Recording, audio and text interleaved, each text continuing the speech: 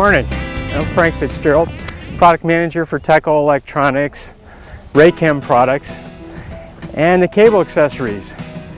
For those of you who don't know what cable accessories are, there's a couple examples right behind me. The ones on the left are 750 kc mil 25 kV cable. There's 3 cables there, the black things, and they're feeding this entire industrial establishment of about 7 or 8 factories and several other residential areas, all through those 3 cables. The little gray bits on the end of them are cable accessories. Those are actually terminations. The accessories on the right, the pole on the right, has 3 smaller cables, and those are feeding our actual facility right here. So if those go out, our entire facility goes out. Cable accessories are somewhat taken for granted, but they are a critical part of the distribution system. Today we're going to talk about the proper installation of those terminations and some splices. We're going to talk about how they are tested and meet some of the people who really know how to put them on and teach other people how to put them on. So right now we're going to go inside the plant and meet these people. Come on. Raychem has been in the business of selling medium voltage cable accessories for about 30 years. And heat shrink was an excellent technology for certain cable constructions, but a lot of customers prefer cold applied technologies, and we've developed some. We're going to show you some of those technologies today in the installation sequence.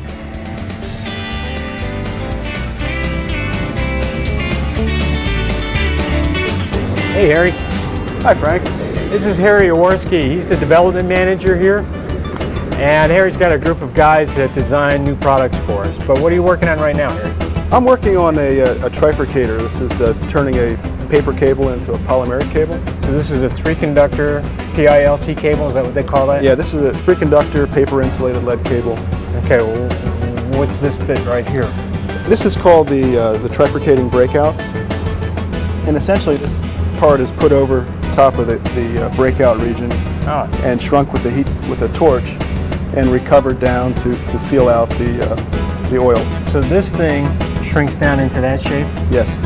Okay, that's pretty important because this is pretty rigid and it's heat shrinkable material, especially designed to contain oil inside this cable. And these things can get pretty hot. So you got a lot of pressure, oil, which doesn't usually mix well with plastic. So this is a good application of heat shrink technology. Yes, it is. And how long has this been around for? This has been around for about 15 years. Okay. But now, I hear most utilities are moving away from this. Yeah, utilities are not installing much paper cable because of environmental reasons and cost reasons. And basically they've transformed over to polymeric plastic insulated cables. Okay, and now we're developing some cold applied technologies for that. Yes, we are. Why don't you show us over here?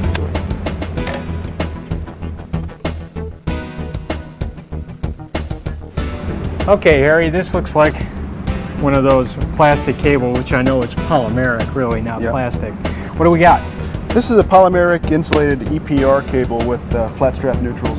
These are kind of weird. These new technology, why do you use flat strap neutrals? Well, these flat strap neutrals are designed for small cable vaults. They actually reduce the diameter of the cable. Oh, okay, like in an old city where you have a smaller conduit, right. Get them in there. Okay, so first step is, I guess, to prep the cable. Yeah, you want to make sure that the cable is prepped to the proper dimensions per the installation instructions. Okay. And you also want to make sure that is done very clean.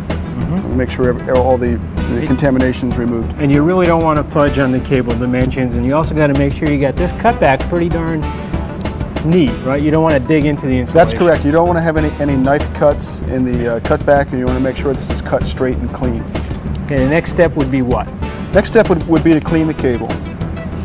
And cable preparation, cleanliness is very important. You want to make sure that there's no contamination on the cable insulation.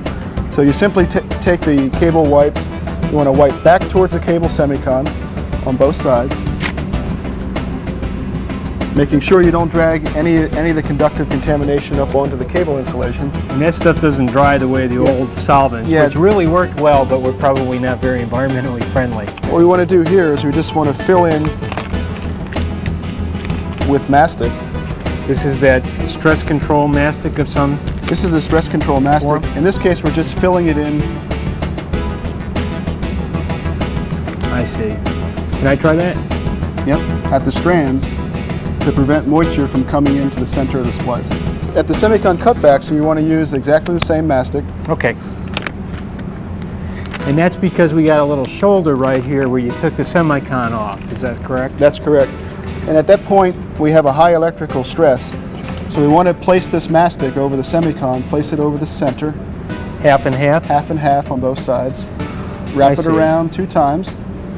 And that gets rid of that little air void right there, and it fills in a fairly high stress area with stress control material. That's correct. Over the connector, we have a pre-engineered wraparound stress control system. Like in the old days, we would put conductive tape on that, right. But you're not going to do that. In this case, the engineers have done all the work for you.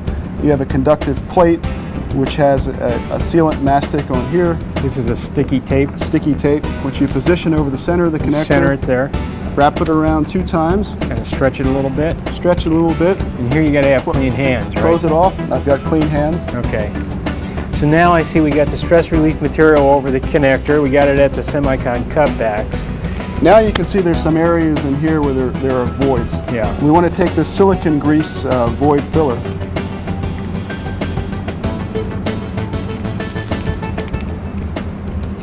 And we want to take this grease and apply it to the cable. We want to spread that evenly around the cable. Yep. And again, that's just to fill in the voids? Yeah, that's to fill in the voids that occur due to all these irregular shapes in the odd geometry that you got right there? Correct. All the air. So let's go ahead and install this. Okay. It's already on the cable, and you just slide that up. All right. Now you can't see the mark, but that's can't see the mark. That's You'll be able to okay. see that in a minute. The first thing you want to do is you want to remove this retaining tape. Oh, so the little red tag indicates the tape. Yeah, and the retaining tape is used just to keep the holdout inside of the joint until you're ready to install it. Okay. And you can see the holdout has 2 slots in here. And you want to install this hook. Does that little hook come with the kit? This hook comes with the kit. Okay. And you want to install the hook into the 2 slots and position the product and simply pull on it. So you're taking the shorter tube out, the one closest to the tag. That's correct. Oh, I see. It just kind of separates like that. And it's a split tube, and you can remove it from the cable. It kind of slides over on itself like a tank tread.